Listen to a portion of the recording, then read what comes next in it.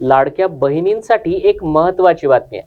राज्यामध्ये 8 लाख लाडक्या बहिणींना आता 1500 रुपयांऐवजी 500 रुपयेच मिळणार आहेत। नमो शेतकरी निधी मिळत असल्यानं लाडकी बहिणींच्या हप्त्यामध्ये कपात करण्याचा निर्णय राज्य सरकारने घेतलाय। 8 लाख महिलांना नमो शेतकरी योजनेचा 1000 रुपयांचा सन्मान निधी दिला जातोय। सरकारकडून छाननीत आलेल्या 8 लाख महिलांना 2 योजनांचा लाभ मिळत असल्याचं देखील आता समोर आलंय। त्यामुळे या महिन्यापासून आता मिळणाऱ्या हप्त्यांमध्ये निधीची देखील कपात होणार आहे। याबाबत राज्य सरकारचे निर्णय आणि विविध घडामोडी पाहूया ग्राफिक्सच्या माध्यमातून। 8 लाख लाडक्या बहिणींना आता महिन्याला 1500 ऐवजी 500 रुपये मिळणार। 8 लाख लाडक्या बहिणींना नमो शेतकरी महासन्मान योजनेचा लाभ मिळत असल्याचं छाननीत समोर। नमो शेतकरी महासन्मान योजनेतून 1000 रुपये मिळत असल्यानं लाडकी बहीण योजनेच्या हप्त्यामध्ये कपात होणार। छाननीमध्ये अर्ज आढळलेल्या 8 लाख महिलांना या महिन्यापासून लाडकी बहीण योजनेतून फक्त 500 रुपये मिळणार।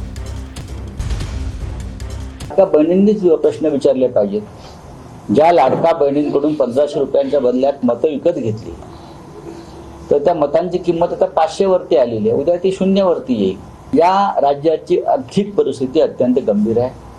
कर्मचाऱ्यांचे पगार द्यायलाही पैसे नाहीत, पण हे राज्य चालवणं आर्थिकदृष्ट्या आता सोपं राहिलेलं नाही। याचं कारण गेल्या 3.5 वर्षामध्ये या राज्याची आर्थिक शिस्त पूर्णपणे बिघडली। योजना लागू केली त्यावेळेस सरकारची बुद्धी भ्रष्ट झाली होती का? सरकारची बुद्धीला लकवा मारला होता का? यांना काय वाटतं की 1500 मध्ये घर चालतं?